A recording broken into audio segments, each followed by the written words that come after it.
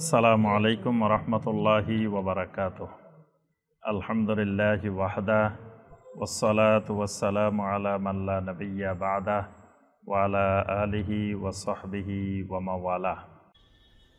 11 সিন্দুর travels limited কর্তৃক আয়োজিত আজকের এই গুরুত্বপূর্ণ হজ প্রশিক্ষণ কর্মশালা উপস্থিত সম্মানিত ওলামায়ে কেরাম, সম্মানিত দুয়ুফুর রহমান হুজ্জাজে বাইতুল্লাহিল হারাম, আল্লাহ রাব্বুল আলামিনের মেহমান ওয়াফদুল্লাহ, আল্লাহ সুবহানাহু ওয়া তাআলার অত্যন্ত মহব্বতের এবং প্রথম সারির মেহমান আল হাজ ওয়াল মুতামির।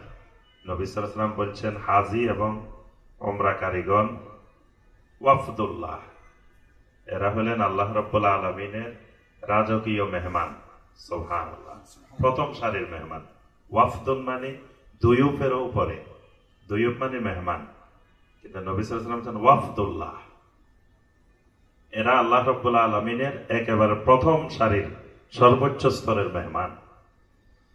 তো আলহামদুলিল্লাহ, আমরা দাওয়াত পেয়েছি আল্লাহ রাব্বুল আলামিনের পক্ষ থেকে। আল্লাহর মেহমান হওয়ার জন্য আল্লাহ আমাদেরকে দাওয়াত দিয়েছেন। সুবহানাল্লাহ। তো আমাদেরকে যদি কোনো বাদশাহ, রাষ্ট্রপতি, প্রধানমন্ত্রী দাওয়াত দেয়, আমরা যাওয়ার জন্য কত প্রস্তুতি গ্রহণ করি। সেখানে যাইতে হলে গাড়ির স্টিকার লাগে। রাষ্ট্রপতির দাওয়াতে যাইতে হলে সব গাড়ি ওখানে ঢুকতে দেয় না, আগে থেকে স্টিকার সংগ্রহ করতে হয়, আরো কত নিয়ম কানুন আছে, মোবাইল বন্ধ রাখতে হয়, এটা করতে হয়, এটা করতে হয়, অনেক প্রস্তুতি। যেখানে আল্লাহ রাব্বুল আলামিনের মেহমান, রাব্বুল আলামিন আমাদেরকে দাওয়াত দিয়েছেন, সে মেহমান হয়ে আমরা আল্লাহর ঘরের উদ্দেশ্যে যাব, তাহলে আমাদেরও ঠিক অনেক প্রস্তুতি দরকার। আগে থেকে অনেকগুলো প্রস্তুতি আমাদেরকে রাখা দরকার। হজ ফরজ হওয়ার সাথে সাথে হজের এলেমও ফরজ। মানে শুধু হজ করা ফরজ না। অনেকে মনে করে টাকা থাকলে হজ করলে মনে হয় হজ হয়ে যায়। হজ করা যেমন ফরজ, হজের জন্য এলেম অর্জন করাটাও ফরজ। এলেমবিহীন হজ করলে ওই হজ কবুল হবে না। এলেমবিহীন সকল ইবাদত বাতিল। নবী সাল্লাল্লাহু আলাইহি ওয়াসাল্লামের সামনে একজন সাহাবী সালাত আদায় করছেন, ঠিক মতো রুকু করেন নাই, ঠিক মতো সেজদা করেন নাই, কাজগুলো ঠিক মতো করেন নাই। নবী সাল্লাল্লাহু আলাইহি ওয়াসাল্লাম তাকে ডাকছেন, ডেকে বলছেন, ইরজা ফাসাল্লি ফা ইন্নাকা লাম তুসাল্লি, তুমি আবার যাও, সালাত আদায় করো, তুমি তো সালাতে আদায় করো না। অথচ নবী সাল্লাল্লাহু আলাইহি ওয়াসাল্লাম দেখছেন, কিন্তু নবী সাল্লাল্লাহু আলাইহি ওয়াসাল্লামের সামনে সালাত আদায় করছে, কিন্তু নবী সাল্লাল্লাহু আলাইহি ওয়াসাল্লাম বলছেন ফা ইন্নাকা লাম তুসাল্লি, তুমি সালাতে আদায় করো না। মানে তোমার এলেমবিহীন যে সালাত আদায় করছো, সালাতে বাতিল। তাহলে এলেমবিহীন হজ করলে ওই হজও বাতিল। এই কারণে প্রত্যেক আমলের ক্ষেত্রে শর্ত হইল এলেম। তো হজ ফরজ হওয়ার সাথে সাথে আমার আপনার উপরেও হজ্জে বাইতুল্লাহর এলেম শিক্ষা ফরজ হয়ে গেছে। কিন্তু আমরা দেখি আমাদের দেশ থেকে যে এবছর ৮৬,০০০ ৮৭,০০০ হজে যাবেন, ১ লক্ষের উপরেও যান, অধিকাংশ ভাই বোন এলেমবিহীন হজ করতে যায়, খালি কম টাকা খোঁজে। সবার একটা মাকসাদ কোন ট্রাভেল এজেন্সিতে গেলে কম টাকায় যাওয়া যায়, কিন্তু কোথায় গেলে এলেম সহকারে হজ করা যাবে, সুন্নত পদ্ধতিতে করা যাবে, বিশুদ্ধ পদ্ধতিতে করা যাবে, এইটা খোঁজার সংখ্যা বাংলাদেশে খুবই কম। মনে করে খালি হজে গেলেই হয়ে গেছে, কিন্তু হজে গেলেই হজ হবে না। হজ থেকে খালি ঘুরে আসবে, পিকনিক করে আসবে, হজ হবে না। যদি এলেমবিহীন আল্লাহর যে ইবাদত, যেই কাজটা, যেই নুসুকটা যেভাবে করা দরকার সেইভাবে না করলে, খালি ঘুরে আসলে, এটা হজ হবে না। এই কারণে এই কর্মশালার খুবই গুরুত্ব। আজকের এটা এলমের মাজলিস, হজের এলেম। হজ যেমন আমাদের উপরে ফরজ, আজকের এই মাজলিসে উপস্থিত হওয়া, এখানে আমাদেরকে এলেম হাসিল করা, এটাও ফরজ। সুতরাং এটা একটা নফল কাজ না। অনেকে মনে করে কর্মশালায় গেলে গেলাম, না গেলে নাই, এটা হালকা মনে করে, নফল মনে করে, কিন্তু এটা নফল না, এটা ফরজ। এটা আমার হজের জন্য জরুরি। আর সালাত যেমন আমরা প্রতিদিন 5 বার আদায় করি, প্রতি বছর সিয়াম পালন করি, প্রতি বছর যাকাত দিই, হজ কিন্তু প্রতি বছর করি না, জীবন একবার।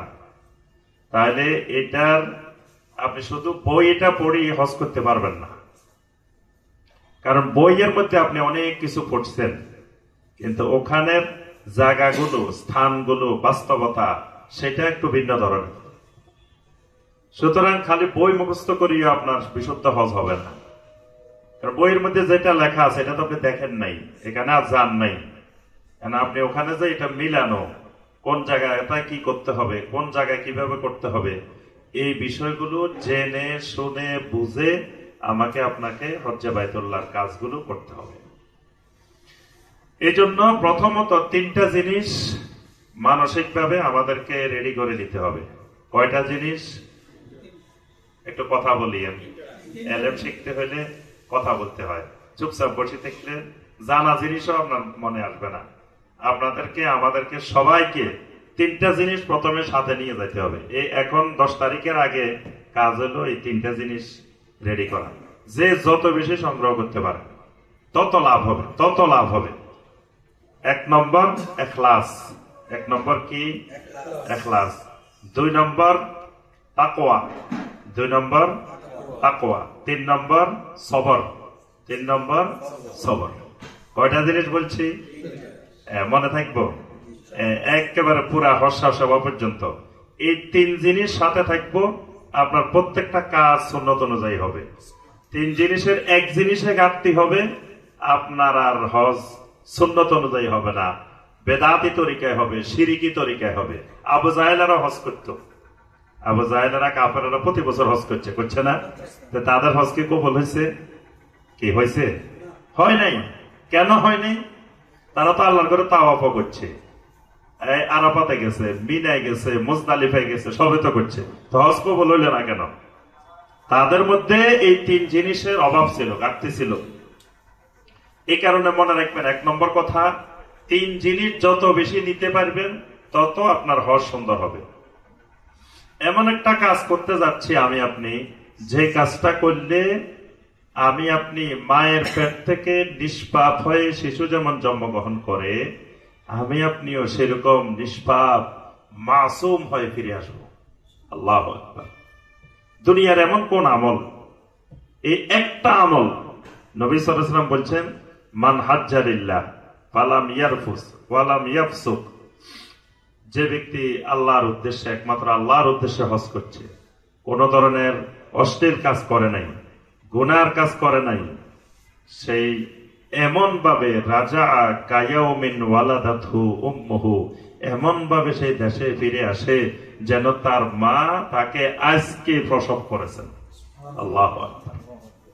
আমি আপনি 60-70 বছরে কত গুনাহ করছি, তাহলে এটা এমন একটা কাজ করতে যাচ্ছি যে কাজটা করলে সব গুনাহ আল্লাহ ক্ষমা করে দিয়ে মাসুম বানাই দিবেন।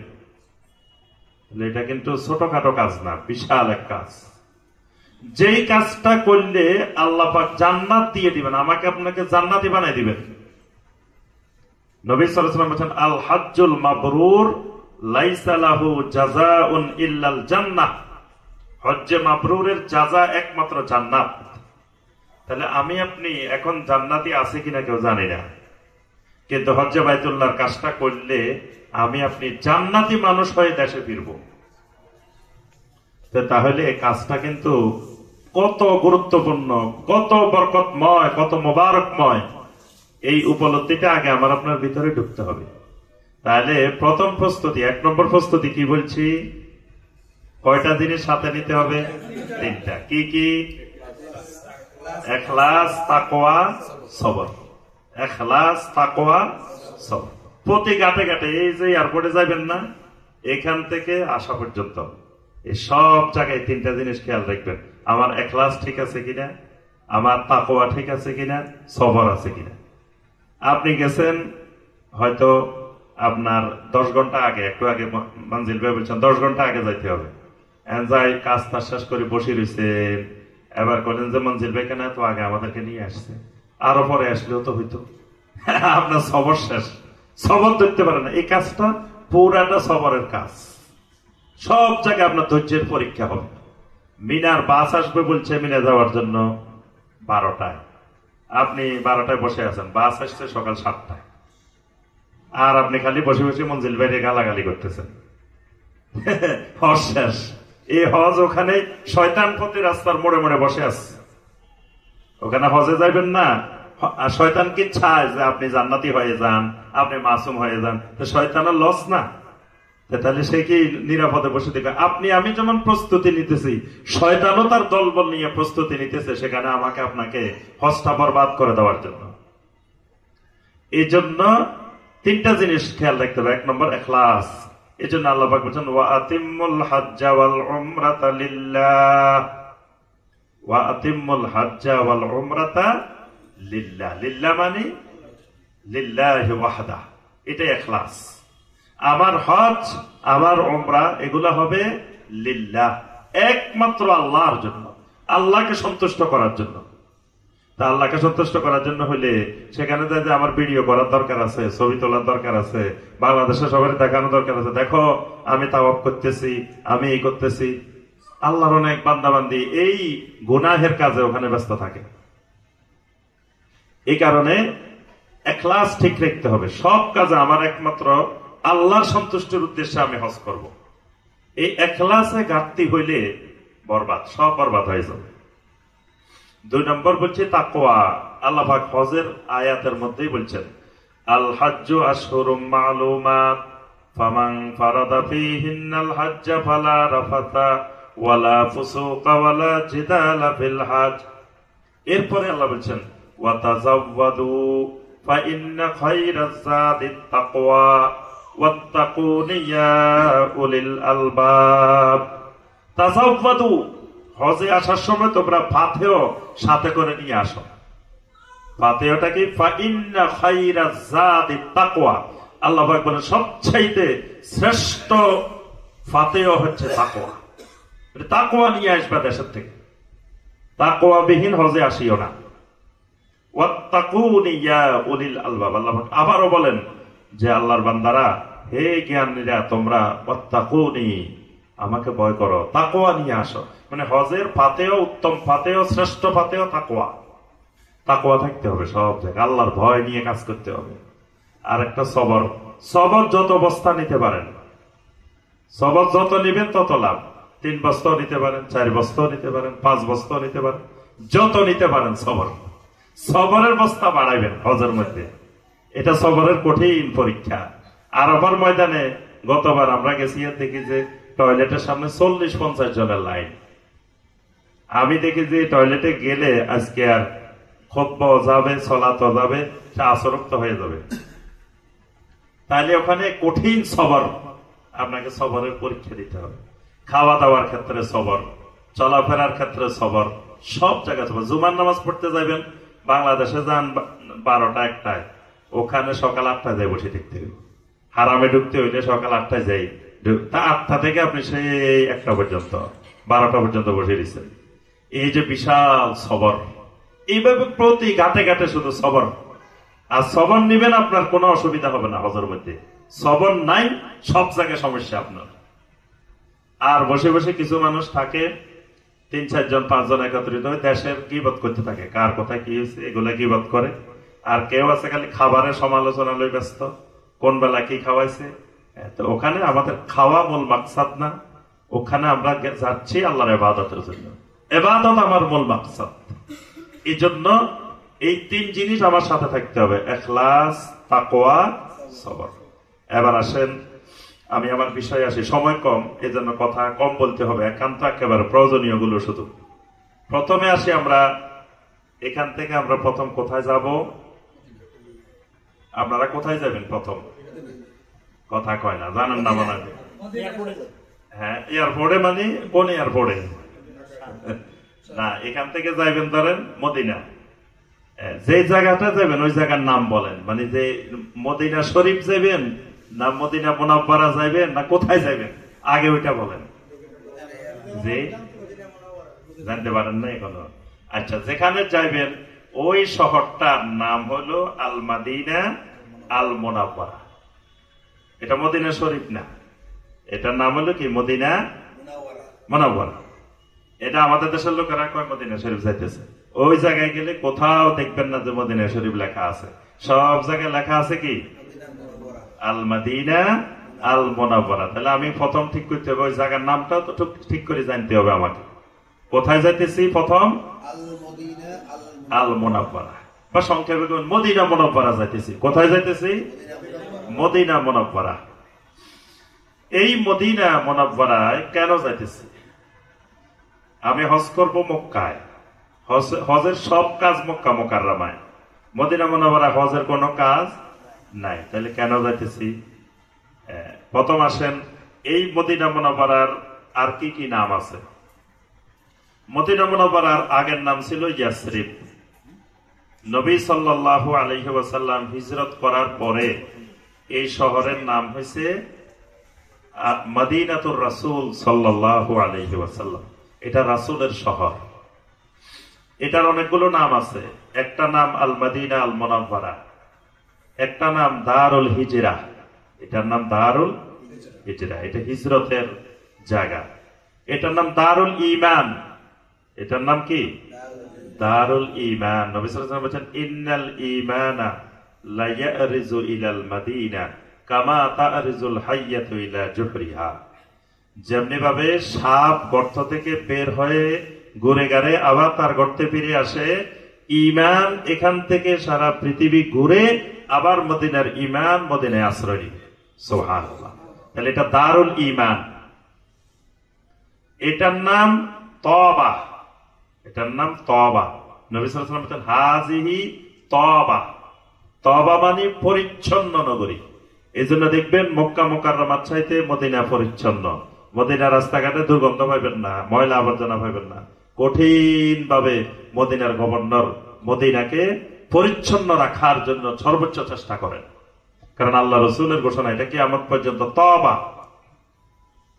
এটা দাজ্জাল মুক্ত নগরী, এটা ফিতনা মুক্ত নগরী, এটা মহামারী মুক্ত, তাউন মুক্ত নগরী এই মদিনা মুনাওয়ারা।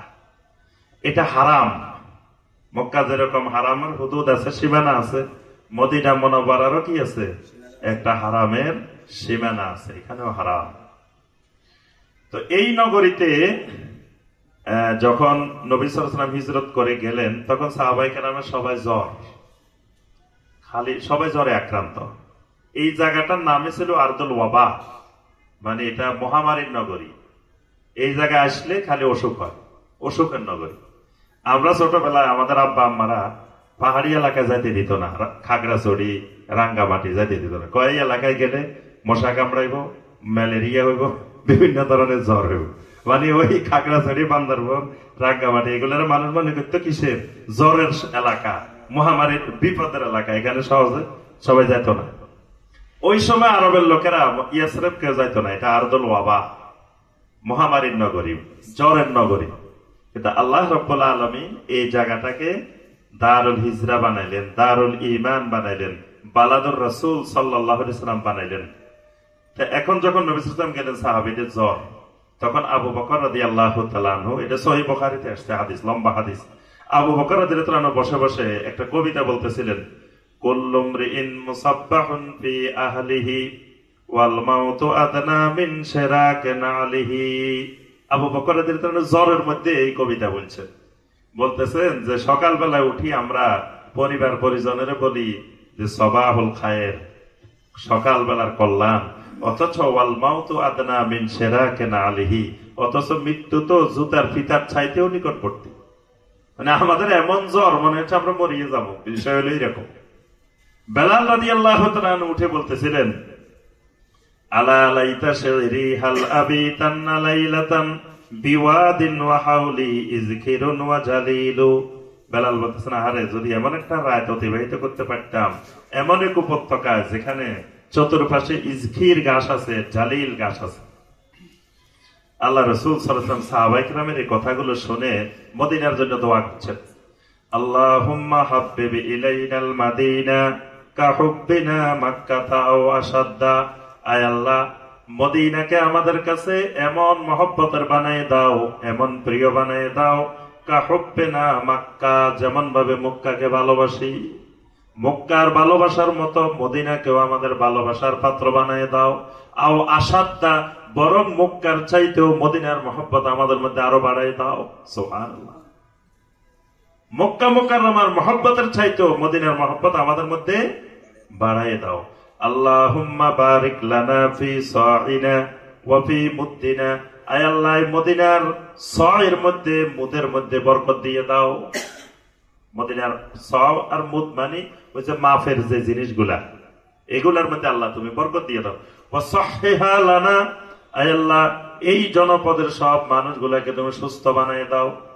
ওয়ানকুল হুম্মাহা ইলাল জুহফা, মদিনার এই জ্বরকে তুমি জুহফার দিকে স্থানান্তর করে দাও। সুবহানাল্লাহ।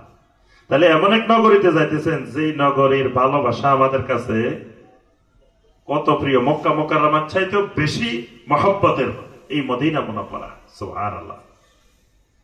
নবী সাল্লাল্লাহু আলাইহি ওয়াসাল্লাম আরো দোয়া করছেন, সহিহ আল বুখারী মুসলিমে আসছে, আল্লাহুম্মা জাআল বিল মাদিনাতি দি'ফাই মা জাআলতা বিমাক্কাতা মিনাল বারাকা, আয় আল্লাহ মক্কা মুকাররমায় আপনি যে বারাকা দিবেন তার থেকে দ্বিগুণ বরকত আপনি মদিনাতে দিয়ে দেন। সুবহানাল্লাহ।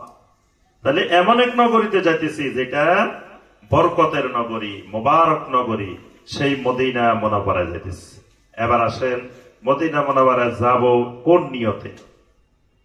আগে প্রথম নম্বর আপনার নিয়ত বিশুদ্ধ করতে হবে। নিয়তে গন্ডগোল হলে সব শেষ। এখন মদিনা মুনাওয়ারায় যাব কোন নিয়তে বলেন তো দেখি, আপনারা বলেন দেখি, কেন যাবেন মদিনা? মদিনা কেন যাবেন? এটা হজের কোনো কাজ নাই, যাবেন কেন মদিনা? জি বলেন একজনের, আপনাদের মনে যেটা আছে এটা কোন? মদিনা মুনাওয়ারা জিয়ারত করবেন। কি জিয়ারত করবেন? নবী সাল্লাল্লাহু আলাইহি ওয়াসাল্লামের কবর জিয়ারত। শহর, আচ্ছা ভাই বলছে মদিনা মুনাওয়ারা শহর জিয়ারতের জন্য যাবেন। আপনারা আর কে কি বলেন দেখি, কি উদ্দেশ্যে যাবেন? জায়গাগুলো দেখার জন্য। জি, দুইটা পাওয়া গেছে। আর কি কি উদ্দেশ্যে যাবেন?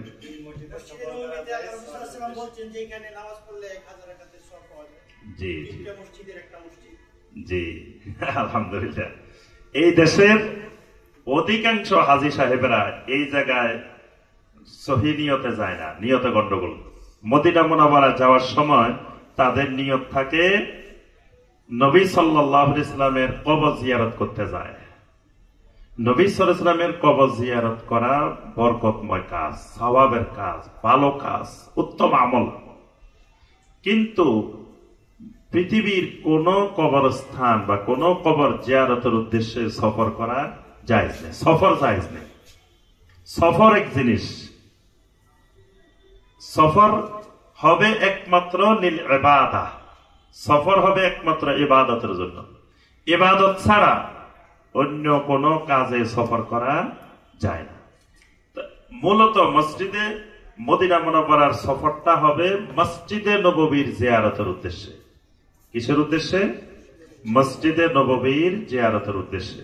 শাইখুল ইসলাম ইবনে তাইমিয়া রাহিমাহুল্লাহ, শাইখ উসাইমিন রাহিমাহুল্লাহ, শাইখ বিন বাজ রাহিমাহুল্লাহ, অসংখ্য জমহুর আহলুল ইলম সকলেই বলছেন, শুধুমাত্র কেউ যদি নবী সাল্লাল্লাহু আলাইহি ওয়াসাল্লামের কবর জিয়ারতের নিয়তে মদিনা সফর করে, ফাহাযা গায়রু মাশরুহ, বলছে যে এটা শরীয়তে অনুমোদিত না, গায়রে মাশরুহ, এটা শরীয়তে অনুমোদিত না। উসাইমিন রাহিমাহুল্লাহ বলছেন যে লা ইয়াশমালু জিয়ারাতুল কবর, কোন সফর জিয়ারত কবরের উদ্দেশ্যে হইতে পারে না। অর্থাৎ মদিনা মুনাওয়ারার সফরটা হবে একমাত্র কি নিয়তে? মসজিদের নববী জিয়ারতের উদ্দেশ্যে। তো মসজিদে নববী জিয়ারত করব কেন? নবী সাল্লাল্লাহু আলাইহি ওয়াসাল্লাম তিনটা মসজিদকে পৃথিবীতে বরকতময় বলছেন এবং এই তিনটি মসজিদের উদ্দেশ্যে সফর করতে বলছেন। লা তুশাদ্দুর রিহালু ইল্লা ইলা সালাসাতি মাসাজিদ, নবী সাল্লাল্লাহু আলাইহি ওয়াসাল্লাম তিনটা মসজিদ ছাড়া আর পৃথিবীর কোন মসজিদ বা অন্য কোন স্থানের বরকত লাভের উদ্দেশ্যে সফর করা যাবে না। দেখার জন্য সফর হবে, কিন্তু বরকত লাভের জন্য পৃথিবীর আর কোন জায়গায় সফর করা যাবে না। একটা মসজিদ হলো আল মসজিদ আল হারাম ওয়া মসজিদি হাযা ওয়াল মসজিদিল আকসা, একটা মসজিদে হারাম, একটা মসজিদে নববী, আর একটা মসজিদে আকসা। মসজিদে হারামে সালাত আদায় করলে কত গুণ সওয়াব? বাংলাদেশের বা পৃথিবীর যে কোনো জায়গার চাইতে 1 লক্ষ গুণেরও বেশি। 1 লক্ষ গুণ না, খালি 1 লক্ষ গুণেরও বেশি। এবং বেশিটা তাকওয়ার উপরে নির্ভর করবে। ওই যে ইখলাস, তাকওয়া, সবর নিয়ে যেতে কইছি না, এটা যার যত বেশি হবে তার 1 লাখের উপরে কারোটা 2 লাখও হয়ে যেতে পারে, কারোটা 3 লাখও হইতে পারে, কারোটা 5 লাখও হইতে পারে, সর্বনিম্ন 1 লাখ। ওই বাকিটা নির্ভর করবে আমার আপনার ইখলাসের উপরে, তাকওয়ার উপরে, সবরের উপরে। কিন্তু মিনিমাম 1 লাখ সবাই পাবে। এমনকি মসজিদে হারামের নফল সালাত, এখানে কি খালি ফরজে সওয়াব না নফলে সওয়াব, এ ব্যাপারে কিছু ইখতিলাফ আছে। তবে জমহুর আহলুল ইলমেরা বলছেন এখানে নবী সাল্লাল্লাহু আলাইহি ওয়াসাল্লাম যে ফজিলতের কথা বলছেন এখানে আম, এখানে নফল সালাতেও 1 লক্ষের বেশি হবে। এমনকি সেখানের জানাজা, অনেক আহলুল ইলম বলছেন জানাজার মধ্যেও এরকম সওয়াব হবে। অথচ আমাদের দেশের লোকেরা সেখানে যায়, ঠিক মতো জানাজা গুলো পড়ে না। কি বিশাল ফজিলতের জানাজা! ফরজ সালাতে সালাম ফিরেছে, উঠে সুন্নত পড়া শুরু করে দিছে। ফরজ সালাতের পরে জিকির আজকার করবে, তারপরে সালাতুল জানাজা আদায় করবে, তারপরে সুন্নত আদায় করবে। এই জন্য সেখানের সালাত এত ফজিলত। মদিনা মুনাওয়ারার মসজিদে নববীর ফজিলত কত? 1000। নবী সাল্লাল্লাহু আলাইহি ওয়াসাল্লাম বলেছেন সালাতুন ফি মসজিদি হাযা খায়রুম মিন আলফি সালাত। পৃথিবীর অন্য জায়গার 1000 সালাতের চাইতে এখানকার সালাত অধিক উত্তম, অর্থাৎ সর্বনিম্ন 1000, উপরে আরো বেশি। তাহলে প্রথম কথা, আমার আপনার নিয়ত বিশুদ্ধ করতে হবে। নিয়ত বিশুদ্ধ হলো যে আমি মদিনা মুনাওয়ারায় সফর করব, এখান থেকে মসজিদে নববী সাল্লাল্লাহু আলাইহি ওয়াসাল্লাম জিয়ারতের উদ্দেশ্যে।